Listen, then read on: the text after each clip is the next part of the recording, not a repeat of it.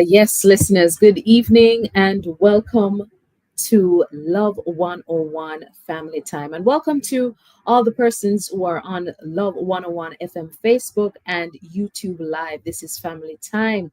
Family Time is about your issues and your relationships, it's about your at home family, your community family, and your global family. Family Time is produced by Family Life Ministries, and our aim is to enable healthy families, which will lead to healthy nations. So stay with us and please connect with us via our platforms. Friend us on Facebook at FLM Family Life Ministries. Subscribe to our YouTube channel, Family Life Ministries FLMJA. And on Instagram, keep up with what's happening at simply FLMJA. While Family Time is a family program, we'd like to caution that on odd occasions we might discuss matters that are considered to be mature subject matters. Your discretion is advised. I'm Crystal Daly. Who knows these words to a well known Elvis Presley song? I know them. I know these words. And it goes, "Take my hand, take my whole life too, for I can't help falling in love with you." Many of us know this song. Probably we can relate to it, but what does "I'm in love" mean? And falling in love, right? Is it a real thing? Can you really not help it by falling in love? Who likes to fall anyway? What makes you think you're in love? These are some serious questions. We have to check ourselves here. Can it happen more than once? Okay, so right, you're in love, but what do you do next when you feel in love? Suppose they aren't in love with you, whoever that person or thing is. So many questions. Do we have the answers? Well, let's find out. But you're going to help us as we discuss the topic. I'm in love. And while we do that, we want to hear from you. Here's your feedback question. What does being in love feel like?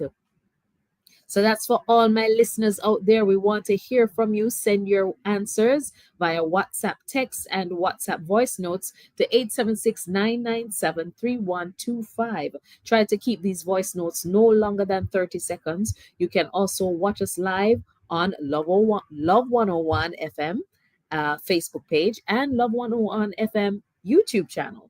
We'll be right back. So please think about your answers. We're going to hear from Sonia Winter and we're going to talk about this topic. I'm in love. We're going to hear pretty soon. Going to a break.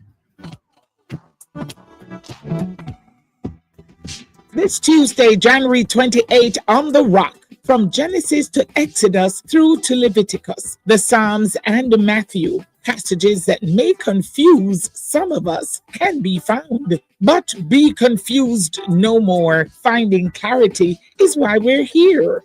Join host Bishop Steve Harold Blair and guests Pastor Christopher Kennedy and Pastor Dion Linda Witter as they look at Controversial Passages Part 2. It happens on The Rock this Tuesday, January 28th at 10 a.m. on Love 101 FM, the family station.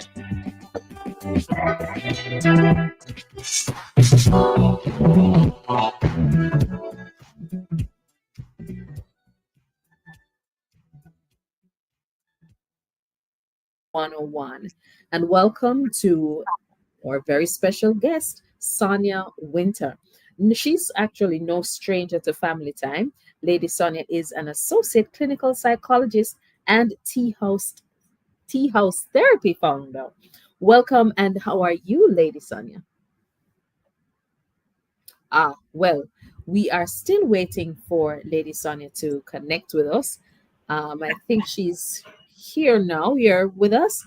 All right. But until we get connected, Valentine's is around the corner. And, this is such a fitting topic. We want to hear about all the love and all the things you are feeling. And of course, our counseling psychologist, Lady Winter, tell you, say, boy, just keep calm, or to help you unpack some of the feelings that you have. Remember, all you lovebirds, we need you to answer this question. What does being in love feel like? WhatsApp, text, and voice notes to 876 997 3125. Try to keep those voice notes no longer than 30 seconds. You can also watch us and comment live on Love 101 FM Facebook and Love 101 FM YouTube. Let's get into it. I am in love. That's our topic today. Love takes a lot of forms and it can change over time, platonic to romantic, for instance. However, we get there, what does that mean? And while we are waiting to connect to Lady Sonia, uh, there are some definitions of love. We hear about the agape love, which is the unconditional love that we get from God. We hear about filial, love between friends. We read in the scriptures about Jonathan and David, how they loved each other, and then eros, which is between a husband and a wife, right? The passionate type of love. And of course, one individual can embody all these types, right? So we know that the experience of love comes or is expressed and felt in different ways, but the scripture also tells us that love covers a multitude of sins. God is love. Love keeps no records of wrongs, no record of wrongs. It does not envy, does not boast, it does not behave itself unseemly. We know all these things, right? We are hearing all of these things, but we want to unpack, what does love mean? Right? I was talking to a friend recently and she said to me, love has no reason.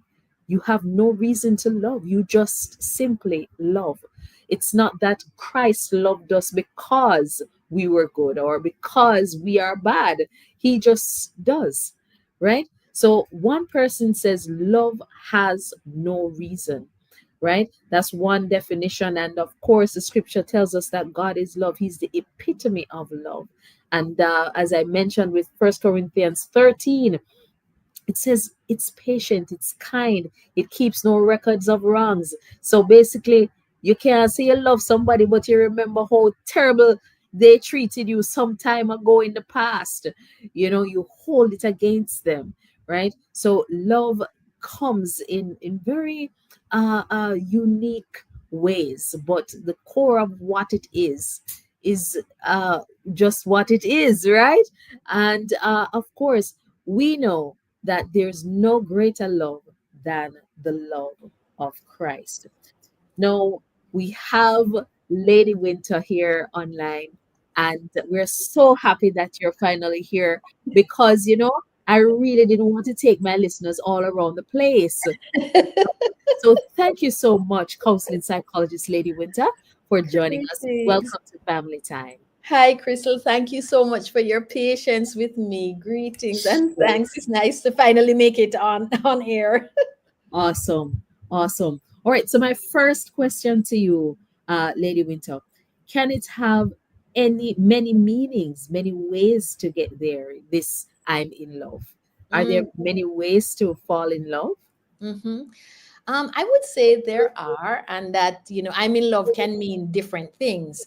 However, Yes. most often, when people with enthusiasm and passion declare, I'm in love, it's Right. often in the early days of a relationship, where there's a sense of overwhelming connection with somebody else. There is this sense of fraternity and bonding. And usually between you and me, Crystal, there are hormones going crazy in our body as well. There's a lot of dopamine rushing through our bodies, just thinking about this person, just being with this person. So this is the Mm, early days of a relationship that we call limerence, and limerence yes. is where um, love is really blinding. In other words, I often say that this is the time when God intoxicates us so that we can drunkenly be drawn to somebody else. So quite often, and it has a note of infatuation in it almost. But Okay. I don't want to use that word to make it seem as if this is a flippant, superficial um, a period of any relationship. It's not. It's an important relationship because it's kind of like it gives the connection between two people a huge jump start, as it were. So that's Yes. one meaning of love that's often used, you know. Then there is the love that people have just as from a sense of friendship and connection. You know, it's more, it's not necessarily about like brotherly love, let's put it that way, you know, which is a very important type of love to experience in terms of the connection you feel with a network of support individuals. That's very important, you know. And then, of course, there's the love of God, you know, the love Right. we have of God, which is, you know, almost beyond the scope of this conversation in how huge it is. But if we, as we approach Valentine's Day, I think that what we're focusing on is when people fall in love, one person falls in love with another, and all the emotions that they go through, and all the thoughts that come up, and their actions as well. Yes. So, would we say that I love you, to say I love you or to say I'm in love is different from falling in love? Because some people will say me now fall in love, me I stand in love because as you spoke about the limerence, where you're blind. Some Jamaicans, I hope I can say this. This is just a new urban expression that you love someone so much. This new term, you're a yam head because you love somebody so much that you don't care. You just Mhm. give them all of you. Is that different from saying I love you or I'm in love? Mhm. I would say in day-to-day parlance, yes, it is. Usually, when we say I've fallen in love with somebody, that's the period of the relationship where you're really feeling intoxicated. You know, you really feel like you're falling and hit your head almost. You know, Yes. you're feeling really consumed by this feeling. You know, it's a feeling like you haven't had before for somebody else, versus versus the very same relationship so several years on, where the excitement is not as intense, the curiosity and novelty is not as intense. But if you're fortunate enough, what has been replaced is a sense of love, and is a sense of, sorry, trust and loyalty. That's what has been replaced, and you can say to that said person, I love you, without Right. necessarily feeling I'm intoxicated and in love with you, but I love you, I depend on you, you are loyal to me, I am loyal to you, we trust each other. And that's a new Yes. dimension and a new phase of the relationship, as it were. All right. No, I just want to remind my listeners to give us your answers to the feedback question. What does being in love feel like? Right. And I'm going to ask you a question when we come back from the break, Lady Sonia. And I'll just put it here and for you to just think about it. Can we feel in love with more than one person? Think about that and help us to understand these things. We're looking forward to what you have to say, listeners. So we want to hear, what does being in love feel like? Now remember to send your answers to our WhatsApp number. You can WhatsApp, text, or voice note to 876-997-3125. Try to keep those voice notes no longer than 30 seconds. You can also watch us live on Love 101 FM Facebook and Love 101 FM YouTube. And just so you know, the numbers for FLM, the head office, that's in Kingston, it's 876-920-1034. That's 1034 920 1034 or 876-926-8101. Stick around for more insight and advice from Sonia Winter. We'll be right back.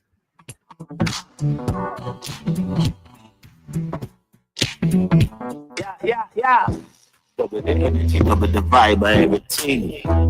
Yeah, yeah, nothing nice, yeah. Double seven, it a the drink. It's the smoothest premium tasting, better than a bull when it rages. Yes, double seven one with dating. Double the energy, double the vibe, double the energy drink. The drink for you, rest. On the next Campus Connection, we'll be opening the accounting books to focus on financial literacy. Basic personal finance skills are important in order to competently earn, invest, save, budget, and borrow money. How early should persons be exposed to proper financial education? You're invited to join the discussion with Miss Aisha Ritchie from Rich Ignition Consulting Solutions, Mr. Nicholas Williamson, student at Huey Mona, and social entrepreneur. And don't miss our honor roll guest, Miss Joelle Foster from Guys Hill High School. Campus Connection is brought to you by Heart NSTA Trust. Skill is power. That's Campus Connection, Tuesday, January 28th at 5:30 p.m. only on the Family Station. Love 101. Everybody want more.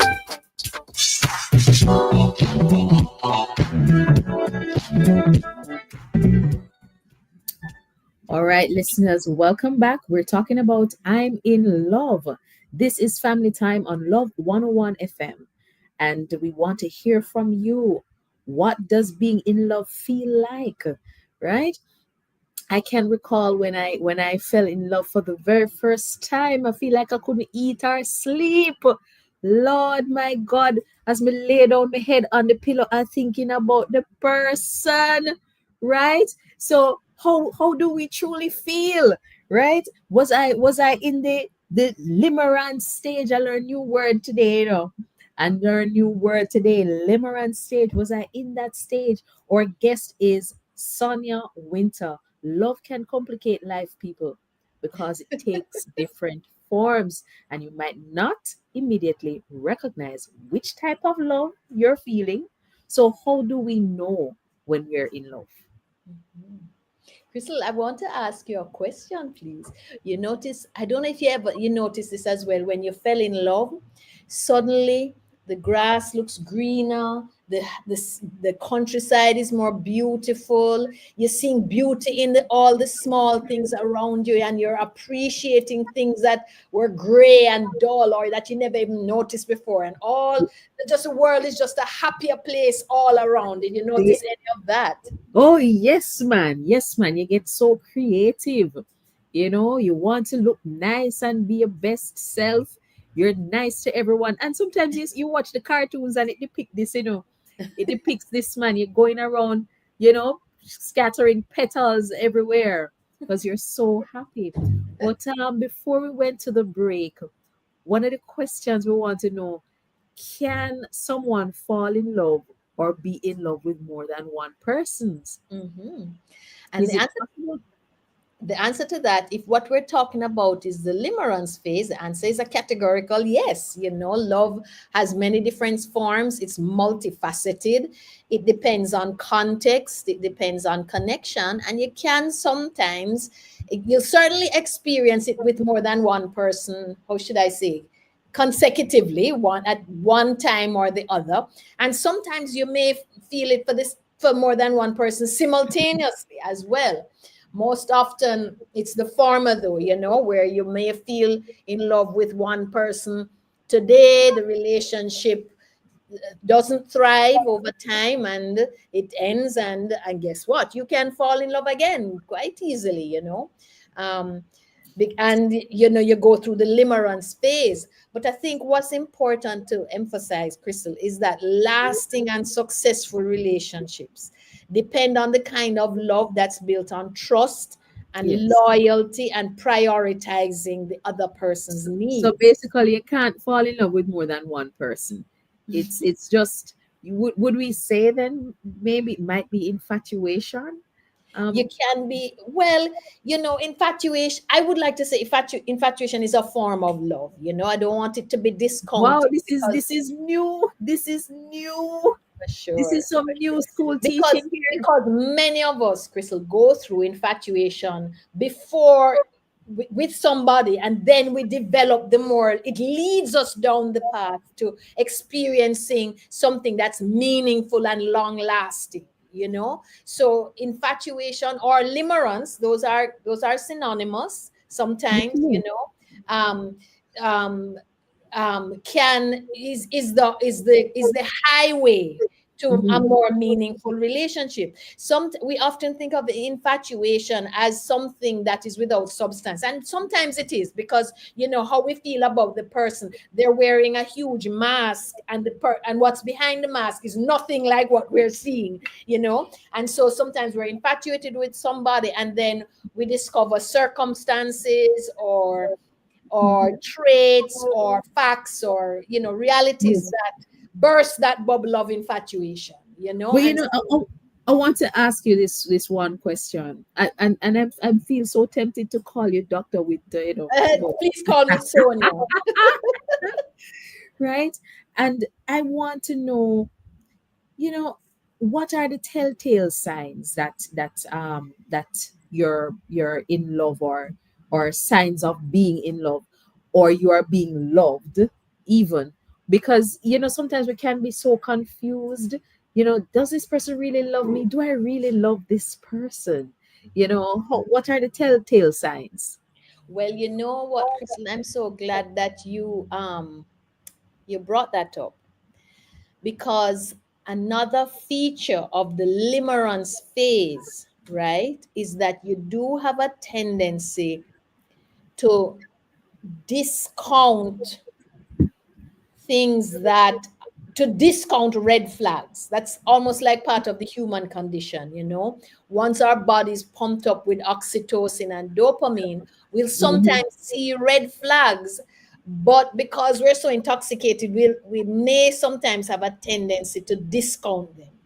So, and also inflate other Mm. traits that are not as remarkable as we feel them to be, put it that way, you know. So the person, it's almost like during that phase, the other person can do no wrong. We explain away their sins, and Wow. we tend to inflate their positive characteristics, you know. That's Mm. that's just part of the process, you know. Mhm. Sometimes we're able to shake ourselves out of it. Sometimes, Yes. we're able to come to our senses. Sometimes we go in, just having this conversation and people being aware of it, that can give you a self-awareness that can help you to navigate that limerence phase with a little bit more um, common sense or practicality. You know what I mean? Yes. Yes. Yes. Yes. Yes. But Yes. left to its own, that phase, you can feel like you can climb any mountain, any obstacle can be overcome. This person is my soulmate, this person is so wonderful, this person connects me, and so on. That's part of the limerence phase. And I have to tell you, I see a lot of couples and who are in crisis now. They've started a relationship, they're now in crisis, they're now worried about the sustainability of their relationship. But what keeps them fighting for their relationship in times of difficulty is the remembrance of the early days of connection, and the bonding, and the feeling of love that they had. That's almost like the glue that keeps them fighting to save the relationship. So that's why Yes. I don't want to discount the limerence phase at all, you know. Um, Right. I always say it's God's way of getting us started in relationships. If we knew everything we were ever going to know, many of us would never start a relationship, or possibly, you know. Yes, yes, yes, yes, yes. I understand what you mean by getting you started, Mhm. But how about confessing your love? Because, you know, you would hear sometime that, okay, don't let them know how much you love them. Don't, because it's like a way of protecting your vulnerability, right? Because when you're in love, you're so vulnerable. You just said, boy, you explain away the sin, you inflate the good characteristics. It might be just one little good thing, but Mhm. you make it seem like wow. Mhm. Mhm. But where and when, how and why? Is there some rule to say, do not show how deeply you love this person until this time? You know, Mhm. is Mhm. there a time for confessing love? Wow, that's a tough one, Crystal. I think that it's important to get to a stage where you have been able to rationally, I use that word cautiously, advisedly, rationally evaluate the other person's values, um, there, and make sure that they align with yours. You're able to evaluate where that person is in their life. Are they ready for the same type of relationship that you are ready for? Are Yes, you yes, at a yes. stage where you want a committed, exclusive, um, long-term relationship? Is that where you are at? Make sure that you have had the kind of understanding or conversation with the other person that tells them that tells you that they're at that same place as well. And if you feel that your objectives, your values, your expectations and motivations are aligned, then I would say declare, open, or open up your chest, be vulnerable, and share at that point. Yes. What are the pros and cons of being in love? Mm. You, you know, it can, because if love is such a good thing, why should there be a con to that? Well, here's the thing. I'd like to put it this way, in a very optimistic way. The Yeah. pros are very, very scientifically demonstrated. So people who are in long-term relationships that are satisfying, they live on average 10 years longer than people who are either single or in unhappy relationships. Okay. So that's something to bear in mind. Okay. Being in love and having a committed relationship is a far more stable environment to bring up kids. Okay, Hmm. so kids have better long-term outcomes if they grow up in a relationship where two people love and care for each other and have the kind of trust and loyalty that we're talking about. So being in love and growing your love to the point of loyalty, trust, and dedication, growing your relationship to that kind of love, the love where we depend on trust and trust each other, is very has lots of benefits in terms of the long-term outcomes of the two individuals involved in the relationship and in their family, just how they're able to support themselves. It's in the interest of their mental health as well as their physiological health, their ability to make decisions. We are social animals at the end of the day, so being able to cultivate this very important bond is an important part of our survival and our sustainability. So there's a long list of pros and advantages to this relationship, right? The cons is that, as with any meaningful endeavor, it can come with a lot of pain. You know, Mm. anything that is meaningful and important to you has pain with it. It has disappointment. It has sadness, anxiety, Yes. it brings rejection sometimes, So the cons are just how sometimes emotionally painful these relations they can bring, they will in fact bring with them. Um, they can bring a lot of emotional pain, and sometimes it's hard to navigate those pains, those difficult phases of the relationship, and make the best decision, for everybody involved. I would say that's a sort of high level summary of the pros and cons, if you know what I mean. Thank you so much for unpacking that for us. This is Family Time, listeners. You're listening to Family Time on Love 101, live here on Love 101. And you are also watching us live on Love 101 FM, YouTube, and Facebook pages. It's produced by Family Life Ministries. For our social media interaction, we want you to tell us, what does being in love look like? And we need you to text us, WhatsApp text us, or voice note us no longer than 30 seconds to 876-997-3125. You can also watch us and comment live on the Love 101 FM Facebook and Love 101 FM YouTube channels. We want to hear from you. We want to hear the things, man. Call us, text us. This evening, we're sharing on that scary, lovely, sometimes crazy I'm in love feeling. It's break time, but just before, let's hear. Well, let me just update you. Unfortunately, we won't have word for today from a word to flesh moments with Reverend Mike today. But we're going to a quick break and we're going to be right back.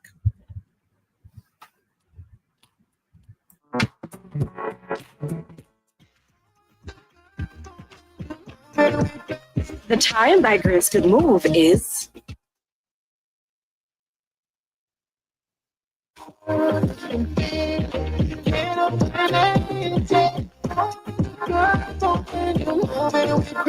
We've seen a lot of our customers make some good moves over the years. Whether it's sharing a hug with a friend you haven't seen in a long time or sharing a meal, Grace has been there. So let's keep making these moments together because rest assured, every time you choose Grace, you know you're making a good move.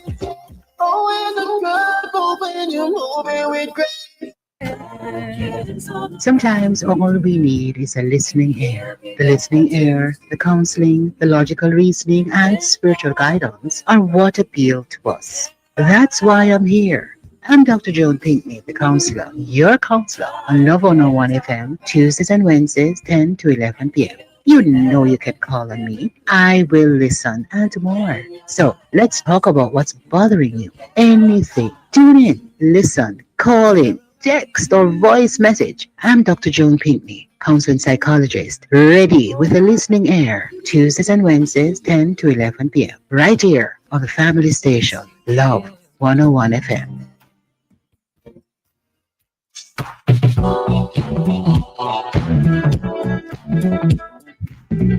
Welcome back, everyone. The time is now 6:03 p.m.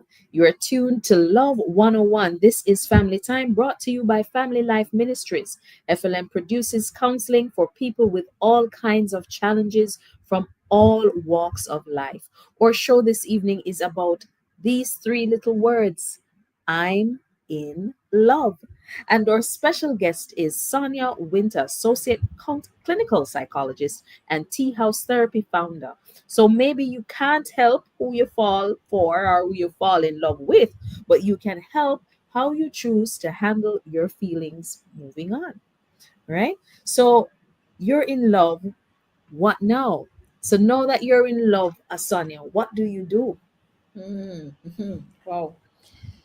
Wow, that's a multifaceted one, Crystal. What I would say is, um, I guess an important decision is to kind of know where the other person stands. So Uh, I think that harkens back to the conversation that we had earlier. If you're in love, do you declare it? Um, and my answer was, well, you need to find out where the other person is. Do your objectives align? Do yes, yes, your yes.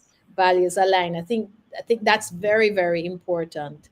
Um, to the extent that, let's say, the other person is reciprocating how you feel, and Yes. and is also interested in what you're interested out of a relationship. I would say that it's then important to start to invest more time in learning and understanding about your partner's inner world, their inner emotional world. What are their hopes and dreams and fears and goals?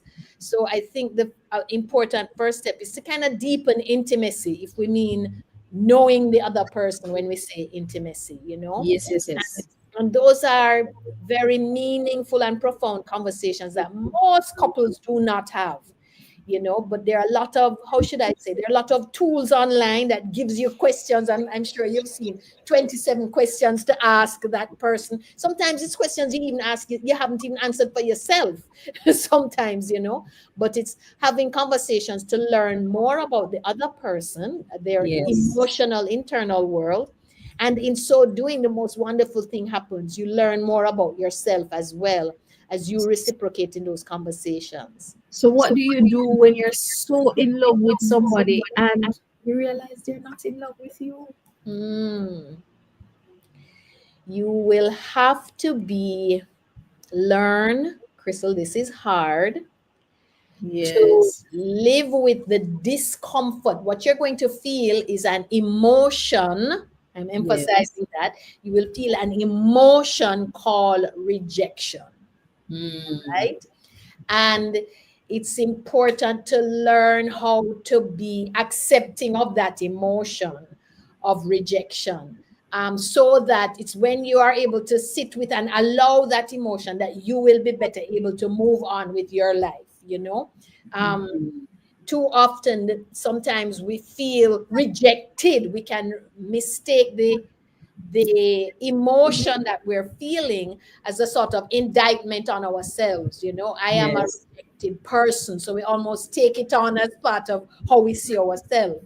And then that can be very destructive. That can prevent us, that can undermine our self esteem, our sense of self worth, and make it difficult for us to move on.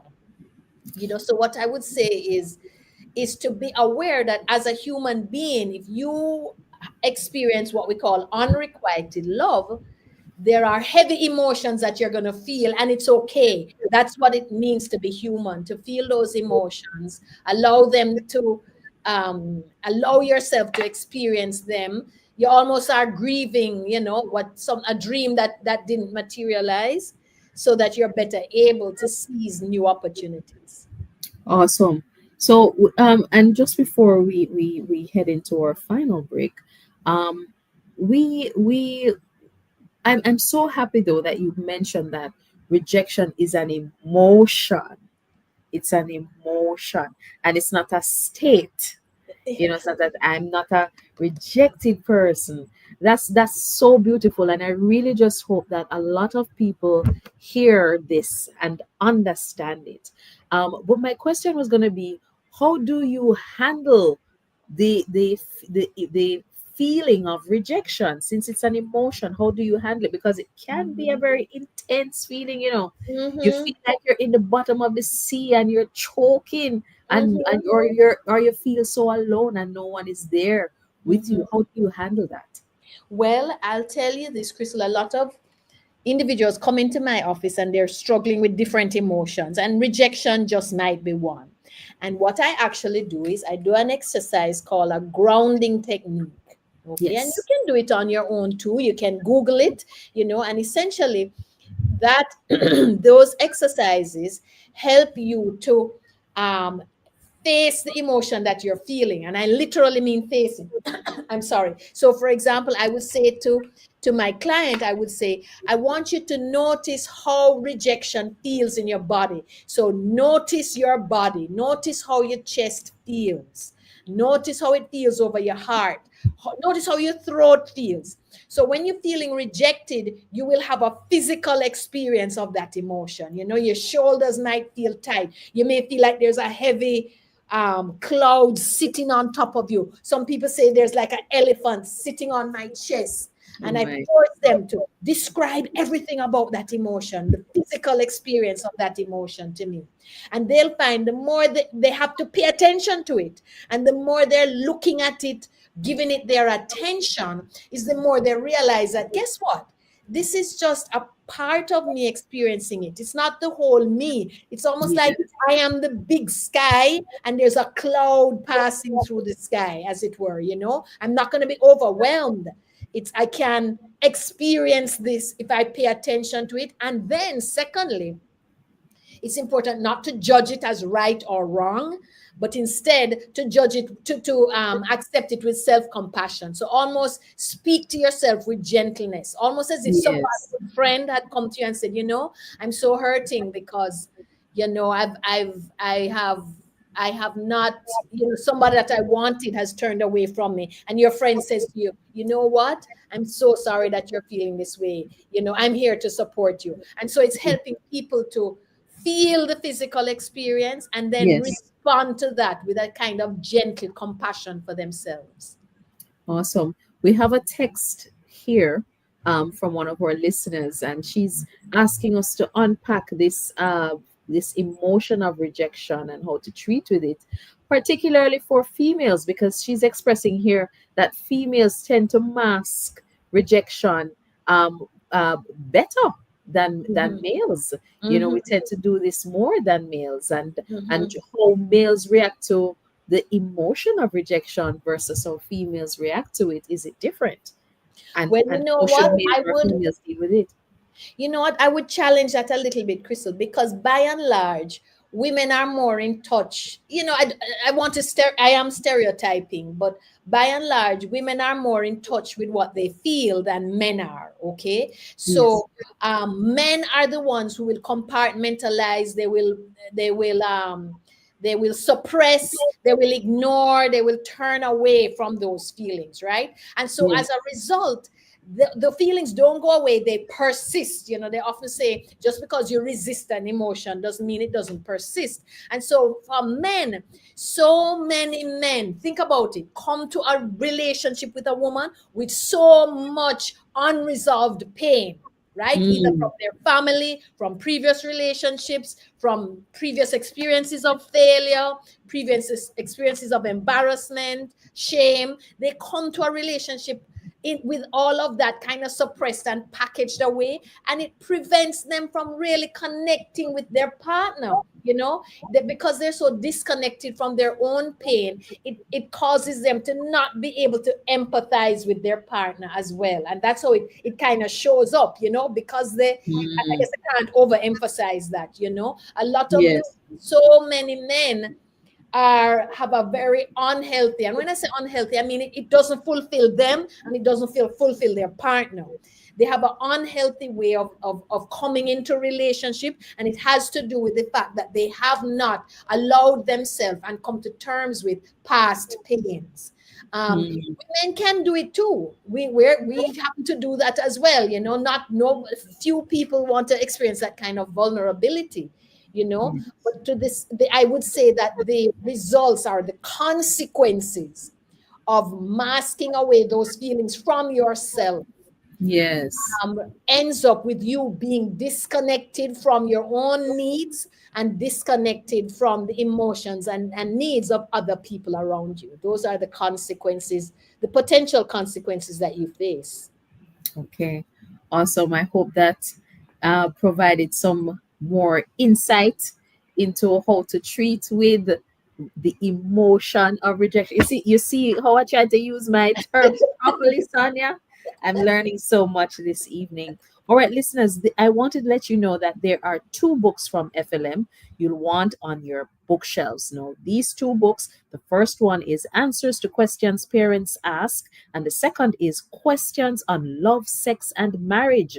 Yes, I think that is a good one as well, considering the topic, and we're coming up on Valentine's Day. Purchase any of these two valuable reads from the Brian's Bookstore, the Jamaica Baptist Union Bookstore, and Source of Light Bookstore. And then there's a third book, Before They Say I Do. That's the topic. That's the title, the questionnaire and manual specifically for counselors, psychologists, pastors, and marriage officers. All three books, including this third edition of Before They Say I Do, are available through Family Life Ministries. So you can call for more information on how to get these books.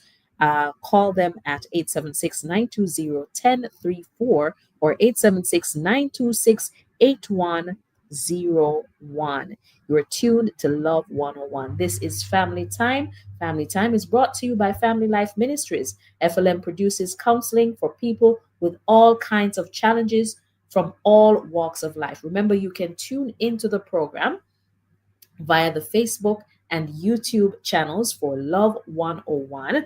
You can do so. The topic today, reminding you listeners, I'm in love. We still want to hear what you have to say, but if you want to keep it inside and learn a few things, we don't mind either. We're speaking to counseling psychologist Sonia Winter. Now, I have a few more questions for Sonia, because love is such a complex. Um, I don't want to. I don't know if it's an emotion. I think Sonia, you will help me to know if I can refer to love as an emotion, right? Mhm, When you no longer feel in love, what would cause that? What would rip that feeling away from you? mhm. You know? Yeah, well, to answer your first question, love is an emotion, number one. It's also an action, number two. It's also an attitude, number three. So as you said, you yourself said, it's very complicated. It's layers, it has different facets. It's a multifaceted, let's call it an experience. It's a multifaceted experience, which is comprised of emotions, of attitudes, of actions, And and remember what we said, that experience, those emotions can change. It can change from excitement and novelty and newness, and intoxication. Yes. It can move from that to one of security, of connection, of trust and loyalty. So Yes. love can Yes. encompass different types of emotions at different times, and they can overlap. I think your second question was what can cause it to go away? Yes. Yes. So if we're talking about the limerence love, the new and bold and bright, exciting, early type of love that is so hormone induced, let's call it that. Different things can cause what we call the scales to fall off our eyes. So something can happen. We can see, oh my goodness, that this person really was lying to me all along, or Mm. this person is not, the mask is removed, and what you see behind it does not quite line up with what you're willing to settle for. So Yes. you can see certain things that kind of robs you of the illusion, that limerence can cause, for example. Then as you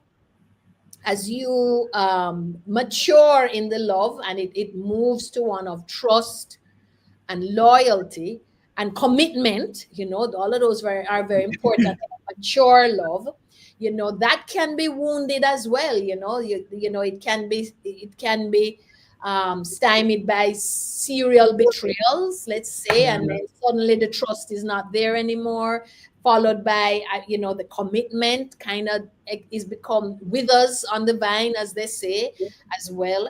So I think stressors, life events, actions, facts, different things can burst our perspective on the experience of love that we're having, and our love target, what do you call it, our love object. Yes. We see our love object can be changed because of different experiences that we go through.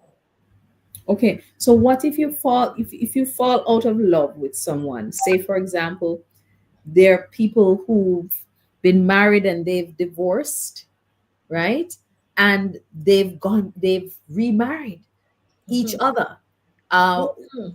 we've seen that it's possible, but how does someone get back to that place? Okay. Well, Crystal, that's what I spend most of my time helping couples with, right? Where there has been betrayal.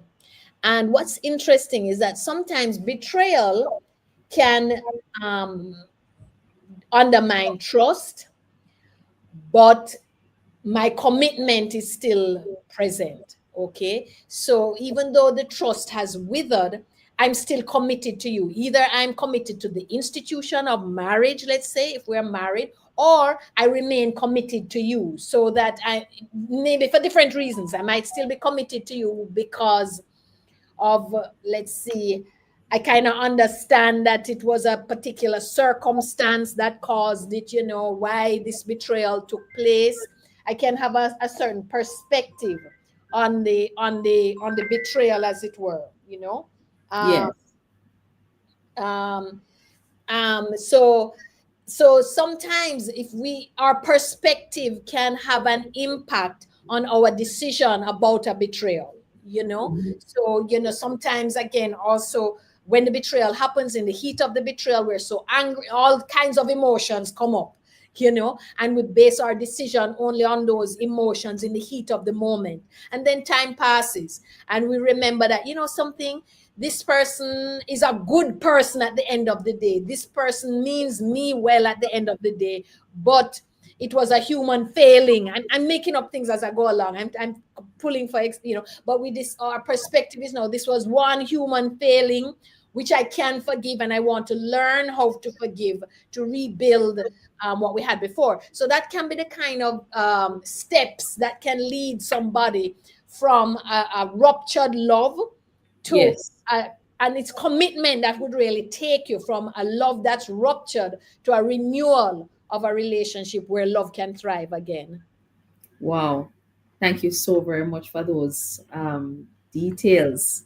I'm really trusting that this evening's conversation would help somebody to understand, what they're going through, how they, understand the feelings that they're having, and even how to deal with the whole issue of rejection, the whole emotional feeling of going through rejection. And, it can be explored even deeper, I'm sure, and I know you would be able to take us through that. But if we need some additional support, say this conversation would have triggered the need for additional counseling and other types of help that we may need, where can someone go and get some resources for support? Of course, we know Family Life Ministries. For sure, for sure. Yes. Family What? life is the place to go. They don't call it family life for no reason, right? So, they're the experts who can really help you, with these important relationships, number one. But I would say a professional is a good place to stop, who understands what you're going through, who can help you navigate and almost befriend difficult emotions, so that you're making decisions that have a long-term chance of improving the quality of your life, really, at the end of the day. It's very Yes. important, is what I would say. Yes. Awesome. All right, listeners, thanks for being here with us. You've been listening to us. You've heard all the things that you need to hear. We've been telling you that Family Life provides all the necessary support you need. Male and females who've gone through rejection, the feeling of rejection, you perhaps still feel like you're mourning the loss of a possible love. It didn't happen the way you were hoping, but you seem to can't get over the whole situation. So we want to help you to process that and to get out of that phase, to grow out of it, and to feel what you're feeling, right, Sonia? You Absolutely. typically Embrace, therapy. I like to say, embrace what you're feeling, befriend your feelings. Right. It's a very, I'm learning that. I've learned personally that it's very important to come eye to eye with your feelings. Don't shy away from it. Don't sweep it under the rug. Feel what you're feeling and allow it to pass. Allow that time to pass and allow time to process and to mourn. No one can tell us when to get over someone, or, all of that. And as we are heading into our final few minutes, we have a text here. This is from Hugh Smalling via YouTube, and he says, "Yes, it is true. When I am in it, it's so amazing, and also care in for the special one." Oh, okay. So when he's in it, he's all into it and caring for that special someone, right? Um, he says further, yes, it is the true. Yes, it is true about that you or someone special that you love. That kind of love makes you laugh and all of that. A lot of respect goes, to each other. Of course, definitely, because you have good positive feelings. But to that note, I'll say, and I'm sure Sonia will back me up, if you don't feel that anymore, it doesn't mean you should disrespect or treat that the other person a certain type of way, or even when you are rejected or feel a feeling of rejection, that you should, treat the other person harshly. Remember, dignify yourself by acknowledging the emotion and processing quietly. You have support groups, you have friends who would be able to help you through this. Thanks again for being here, listeners. If you have questions of a personal nature or are concerned about a friend or family member, call us for more information on our services or for our counselors in Kingston and other parts of the island. Contact our head office at 876-920-1034 or 876-926-8101. Note that for appointments and information on costs, you must call the offices. Otherwise, to keep up to date with what's happening with FLM and our programs, check us on our new Facebook page at FLM-Family Life Ministries. Subscribe to our YouTube channel also, Family Life Ministries-FLMJA, and on Instagram at simply FLMJA. Before we leave you, here's the ultimate reminder about love taken from John 3, verse 16. For God so loved the world that he gave his only Son, that whosoever believes in him should not perish but have eternal life. Join us again next week for another informative program. Thanks again to our special guest, Lady Sonia, for joining us. Thanks also to our show producer, Kathy Gale. Big up yourself. Thanks to Derval Graham for piloting us through this hour. And of course, you have a great week. I'm Crystal Daly. This was Family Time.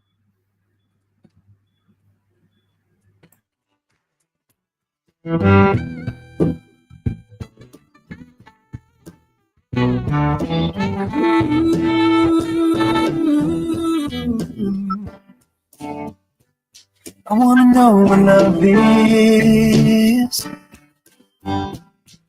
I want you to show me. I wanna feel what love is. I know you can show me.